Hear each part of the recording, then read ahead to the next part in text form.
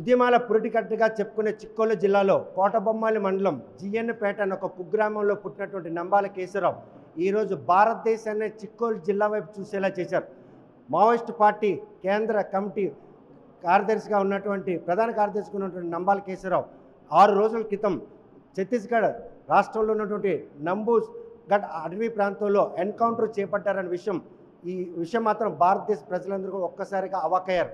ఈ మరణాన్ని కూడాను ఎన్కౌంటర్గా నిర్ధారించినటువంటి దేశ ప్రధాని కావడం అయినా కూడాను 6 రోజులైనా ఆ మృతదేహాన్ని ఇప్పటికీ బంధువులకు అప్పచెప్పకపోవడంతో 2 తెలుగు రాష్ట్రాలతో పాటు పొరుగునున్న రాష్ట్రాల్లో దేశవ్యాప్తంగా ఉన్నటువంటి ఆయన సానుభూతి పరులు మాత్రం శ్రీకాకుళం జిల్లా వైపు చూస్తున్నారు. ఈరోజు కూడా మృతదేహం ఇవ్వడం విషయంలో ఎందుకు తత్సారం వహిస్తున్నారు, న్యాయస్థాన ఆదేశాలను కూడా ఎందుకు పాటించట్లేదు అన్నటువంటి ప్రశ్న ఉత్పన్నమవుతుంది. ఈ విషయంలో ఆయనకి సంఘీభావం తెలియజేయడానికి వచ్చినటువంటి సిపిఐ ఎంఎల్ పార్టీకి సంబంధించిన ప్రతినిధులు కూడా ఇక్కడ ఉన్నారు. చూస్తే కనుక ఈ తత్సారం వెనుక ఏ ఆంతర్యం దాక్కుంది, మళ్ళీ ఈ భావజాలు బీజం పోసుకుంటున్న భయం ఆపరేషన్ కగారుతో మావోయిజాన్ని అంతం చేయాలనుకున్న కేంద్ర ప్రదేశం ఆశయం నెరవేరదు అన్నటువంటి భయం వారిని నెలకొందా? ఇది మీరు చెప్పింది కరెక్టే, కానీ ఇది సాధ్యం కాదు. నరేంద్ర మోడీ కానీ అమిత్ షా కానీ ఏదో కళలకు అనుకుంటున్నారు. ఇది ఈ దేశంలో సాధ్యం కాదు. ఈ దేశంలో పేదరికం ఉన్నదాకా నక్సలిజం ఉంటుంది, ఈ పేదరికం ఉన్నదాకా విప్లవ ఉద్యమం నడుస్తూ ఉంటుంది. దానిలో ఎవరు సందేహం లేదు. గతంలో కూడా వెంగళరావు ప్రభుత్వం కూడా ఇదే కళ కన్నారు. కళ కనేసి శ్రీకాకుళం ఇదే జిల్లాలో సుమారు 300 మంది కామ్రేడ్స్కి బలి పొట్టాలు పెట్టుకున్నారు. కానీ ఈరోజు నక్సల్వాది నిర్వహించలేదు, విప్లవ పార్టీ ఎక్కడ నివారించలేదు. ఇంకా విప్లవ పార్టీ పెరిగింది కదా, అది తప్ప తగ్గదు. అంటే పెరిగేందుకు కూడా సంకేతాలు స్పష్టంగా కనిపిస్తున్నాయి. నంబాల కేశవరావు విషయంలో మరణించారన్న వార్తను నిర్ధారించిన తర్వాత కదా భౌతిక ఇచ్చిన విషయంలో న్యాయస్థానం ఆదేశాలను కూడా తుంగులో తొక్కడానికి గల కారణం ఏ విధంగా? ఈ విధానం కంటే మన అందరికీ ఇప్పుడు అంటే ఈ 78 స్వతంత్రం తర్వాత చెప్పినప్పుడు మన రాజ్యాంగం అంతా గొప్పగాని మనం చెప్పుకుంటున్నాము. కానీ రాజ్యాంగంలో ఉన్న డొల్లతనము ఇప్పుడు బట్టబయలు అవుతుంది. ఈ రాజ్యాంగంలో చూస్తే మన కోసమే కాదు, ఎవరు పరిపాలిస్తున్నారు వాళ్ళ కోసమే రాజ్యాంగం తప్ప ఈ రాజ్యాంగం నిజమైన రాజ్యాంగం అయితే ఈరోజు 6 రోజులు బట్టి దెత్తబడి దగ్గర ఉంచోరు. అందుచేత రాజ్యాంగంలో ఉన్న డొల్లతనం బట్టబయలు అయింది అని చెప్పి చెప్పుకుంటున్నాము.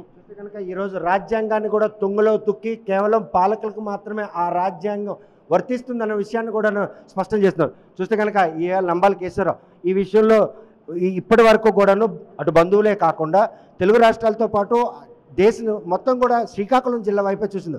ఒక శ్రీకాకుళం జిల్లా పోరాటాల పుట్టిగట్టులో పుట్టినటువంటి ఆయన నిబద్ధత ఈరోజు ఆయన పోరాట పత్రం మరోసారి దేశం అంతా కూడా ఇనుముడించే విధంగా ఉందా ఈ కేంద్ర ప్రభుత్వం ఇస్తున్నది తీరు? అంటే అతను రాడికల్ స్టూడెంట్స్ యూనియన్లో ఆనాడు ఆర్ఈసి అంటే చాలా ప్రసిద్ధి అయినటువంటి ఇంజనీరింగ్ కాలేజీ.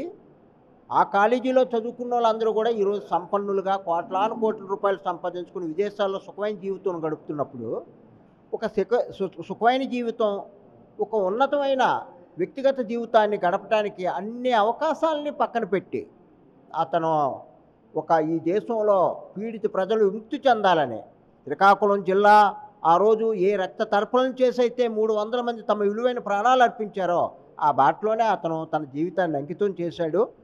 అయితే ఈనాటి పాలకులు ఏంటంటే ఖనిజ సంపదల్ని, దేశ సహజ వనరుల్ని, ప్రభుత్వ సంస్థలన్నింటినీ కూడా విదేశీ పెట్టుబడిదారులకి అప్పగించాలనే విధానాలు చేపడుతున్నారు. కార్మిక వర్గం తాలూకా పోరాడి సాధించుకున్న హక్కులన్నింటినీ కాలరాసి 4 లేబర్ కోడ్లు తీసుకొచ్చారు. వ్యవసాయ రంగాన్ని అంతటినీ కూడా కార్పొరేటీకరణ చేయడానికి ఈరోజు వ్యవసాయ మార్కెటింగ్ అనే కొత్త ముసాయిదా చట్టాన్ని కూడా తీసుకొచ్చారు. ఆ పాలసీలను అన్నింటినీ కూడా ప్రశ్నించేందుకు ఈరోజు మావోయిజం ఇంకా సజీవంగా ఉంది. ఆ సజీవంగా ఉన్న మావోయిజాన్ని అంతమొందించే చేస్తున్నారు. కానీ కేశవరావు విషయంలో ఈరోజు ఆయన మృతదేహం ఇవ్వడానికి ఏ అంశం ఆటంగా ఉంటుందని మీరు భావిస్తారు? అంటే మృతదేహం ఇవ్వడానికి టెక్నికల్ మిస్టేక్స్ ఏమి లేవు, ఏ పాటికి ఇచ్చేసేవారు, మొన్నటి వరకు ఇచ్చారు కూడా.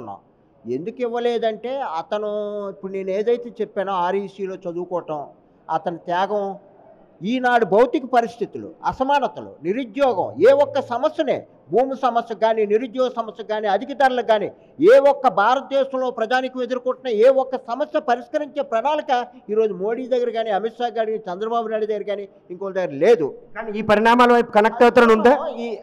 అతను త్యాగం ప్రజల్ని ఆలోచింపజేస్తుందేమో, ఈ శ్రీకాకుళం జిల్లా ప్రజానికాన్ని ఒక ఏమైనా ఇచ్చేస్తుందేమో ఒక భయం అనేది వాళ్ళలో ఉంది అని మేము భావిస్తున్నాం.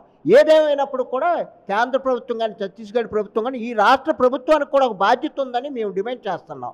అతని మృతదేహాన్ని వెంటనే వాళ్ళ బంధువులకు అప్పగించేటట్లు ఈ రాష్ట్రపు కూటమి ఏదైతే ఉందో ఈ కూటమి పూనుకోవాలని, లేదా రేపు పొద్దున్న రాష్ట్ర ప్రజానీకానికి మీరు సమాధానం చెప్పుకోవాల్సి ఉంటుందని ఈ సందర్భంగా సిపిఎంఎల్గా మేము స్పష్టం చేయదలుచుకున్నాం. నంబాల శంకర్రావు భౌతికాయం ఇచ్చే విషయంలో మాత్రం కేవలం కేంద్ర ప్రభుత్వాన్ని ఆపాదిస్తున్నారు. ఒక తెలుగువాడు అయ్యుండి కూడా ఆంధ్రప్రదేశ్లో కూటమి ప్రభుత్వం కొలింది. ఆయన భౌతికాయాన్ని తెచ్చే విషయంలో రాష్ట్ర ప్రభుత్వం ఎందుకు ప్రేక్షక పాత్ర వస్తుందని కూడా ప్రశ్నిస్తున్నారు. ఒకవేళ కానీ బంధువులు కనుక ఆ భౌతికాయాన్ని అప్పగించకపోతే దాన్ని ఆంధ్రప్రదేశ్ ప్రజలు యావత్ మందికి కూడా సమాధానం చెప్పాలి.